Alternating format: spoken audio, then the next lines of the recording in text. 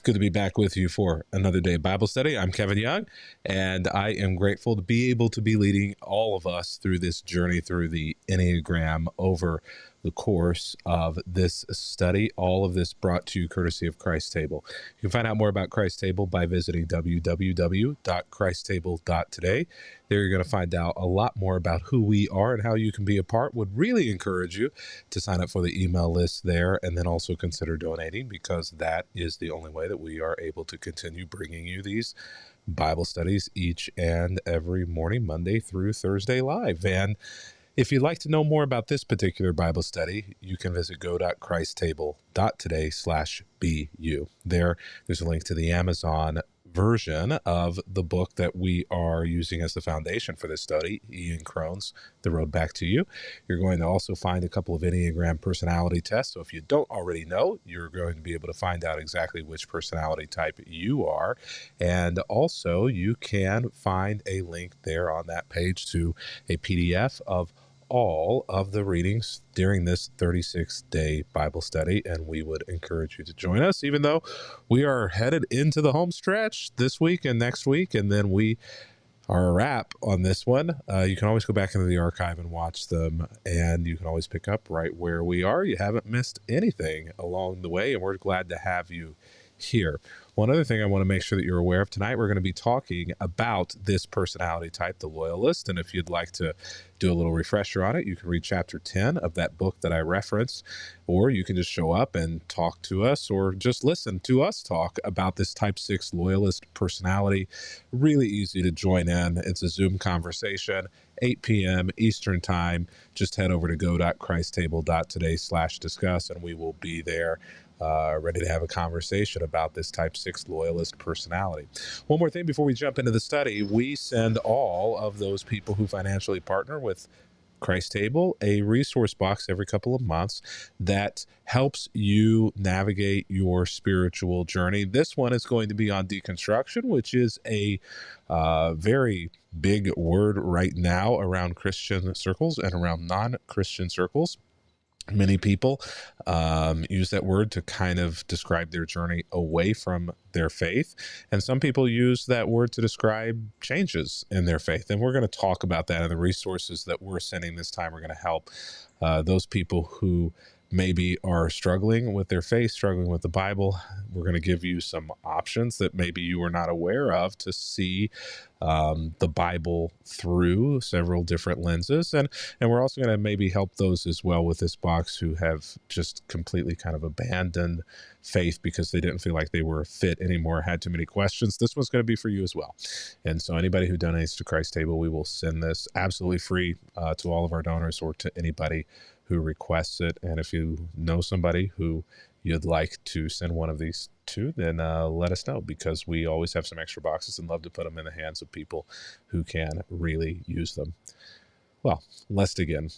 Today, as we come to the next day of the type 6 loyalist personality, we've already talked through the Apostle Peter, and then yesterday we talked through Jeremiah, and today we're going to look into a female in Scripture, what may well be the greatest story in all of the Bible. That could either be Esther, or it could also be Ruth. Both of these are absolutely just incredible pieces of literature. Now, when we come to Ruth and a type 6 personality, I want to make sure that you understand who a type 6 personality is, so that you'll be able to use that as a lens maybe by which to see Ruth and to see yourself and those around you. So type 6 personality, the driving factor for somebody who is kind of categorized in this loyalist personality is to be secure. They want to connect with others for the common good. And so they want there to kind of be this sure, strong foundation in which to do that. And their fear is being insecure, having a situation where the foundation is not secure, or wherever they don't know where to go or what to do.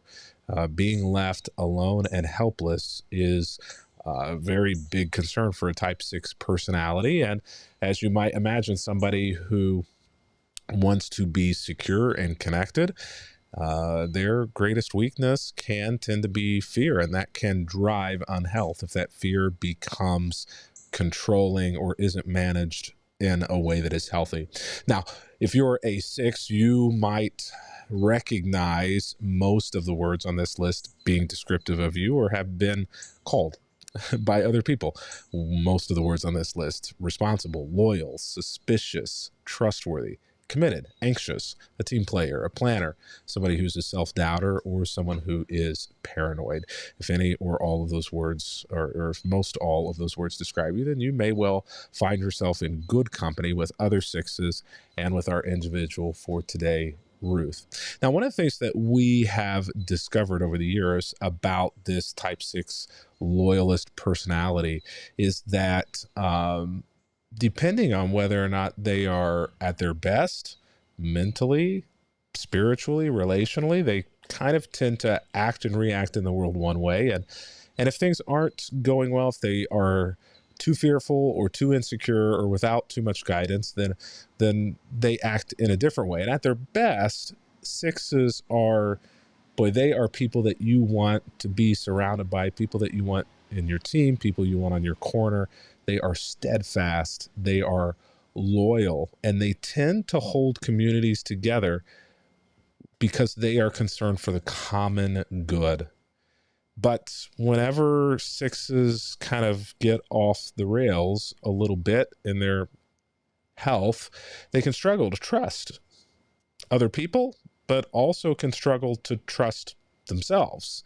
And whenever that happens, that can cause red levels of anxiety, which tends to be problematic for relationships, tends to be problematic for personal relationships, work relationships, family relationships, community relationships, and things can really begin to break down quickly for a 6, which is a difficult cycle that creates more fear and creates more breakdown, which creates more fear. And 6s can devolve really quickly whenever that cycle begins. So whenever we come to the book of Ruth, what we find is a story that begins with a lady called Naomi, but eventually moves forward to Ruth. Naomi loses her husband. He passes away. Fortunately, she has 2 sons who are able to provide and care for her, both physically as well as emotionally, people to rely on. Not just 1 son, but 2 sons. Both of those sons are married. One of the ladies who Naomi's son is married to, her name is Orpah, and the other son is married to Ruth. Fast forward 10 years, and all of this happens in the first few verses of chapter 1. The story moves very quickly. Fast forward, and 10 years after her husband died, both of her sons pass away, which leaves Naomi unable to provide for herself and having to, in some ways, feel responsible for caring for both the widows of her sons, Orpah and Ruth. Naomi decides to go back to her homeland so that she can rely upon family or the support of people who are her own kinfolk there.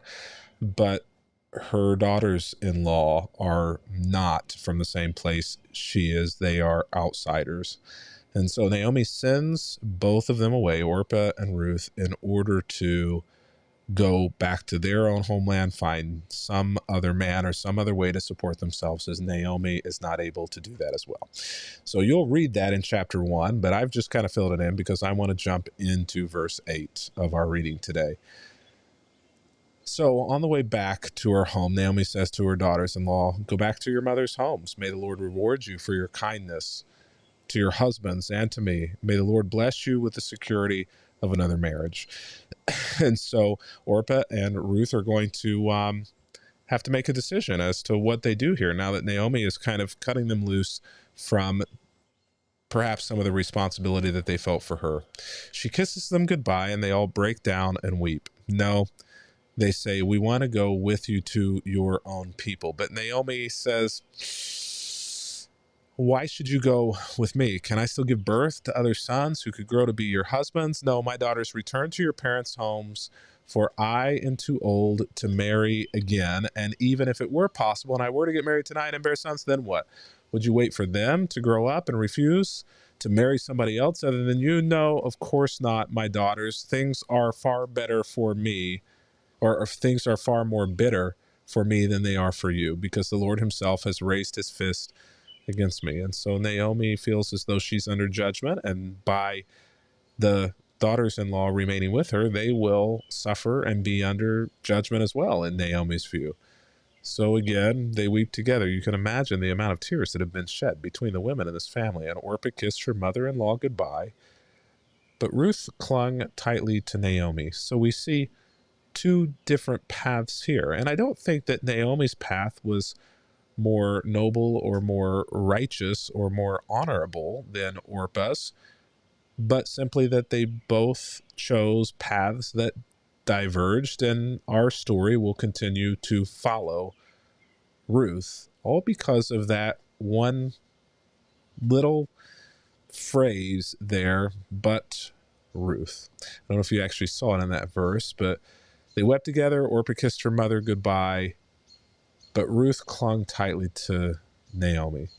And because of that line, but Ruth, the whole story runs in a direction that ends up saving Naomi, that ends up seeing Ruth married to Boaz, an incredible love story, an incredible opportunity for Naomi. And we eventually actually find out that she is in the line of David, which means that she ends up being in the line of Jesus,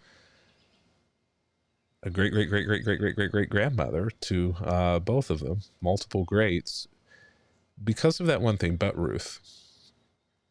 But Ruth did something different. But Ruth did something extraordinary. But Ruth did something that many other people, most other people, Orpah certainly, would not have done. Look, Naomi says to her, your sister-in-law has gone back to your people and to her gods. You should do the same. Not everybody is going to agree with the decisions that you make. There is going to be those moments where there is fear or worry or concern as to whether or not the decision that you have made, like the one that Ruth has made, is the right or the best thing to do. She knew that it was the right or the best thing to do probably for Naomi, but I'm not sure, was convinced that it was the right or the best thing to do for her. But Ruth did it anyway. This is important. What it shows here is that Ruth is healthy, but more so even that Ruth is, and here's the word, loyal. That Ruth is loyal to somebody who has been not just loyal to her, because there are many people who are loyal to us, but who are bad for us. But Ruth, Naomi has been loyal to Ruth and caring of Ruth and a positive influence for Ruth. And because of that, Ruth returns that royalty, that loyalty to Naomi. But Naomi presses a second time. No, Ruth, you need to be loyal to yourself, not to me. Go back to your people. Go back to your gods. Go back to your life. May God take care of you. And Ruth says, don't ask again. Don't ask me to leave you. Don't ask me to turn back.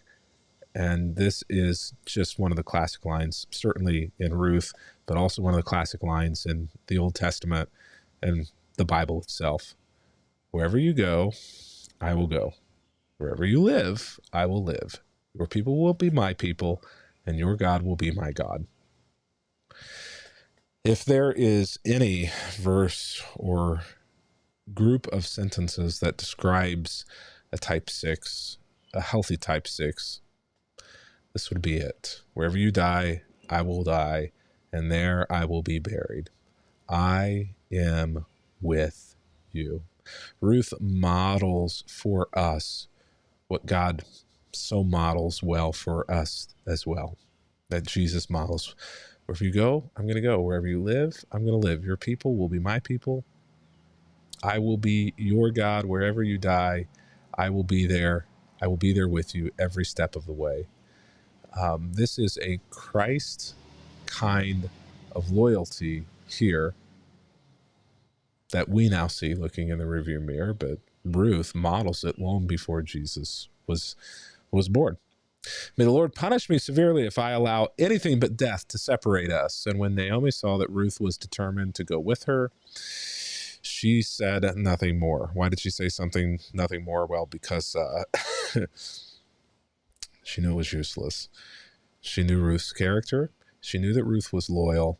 And she knew that once Ruth made up her mind, that was that. There is, for all of us, not just for type sixes, there is for all of us a lot to be learned in the stick-to-itness of Ruth and the clarity of vision and dedication to direction that Ruth has. All too often we give up far too easily.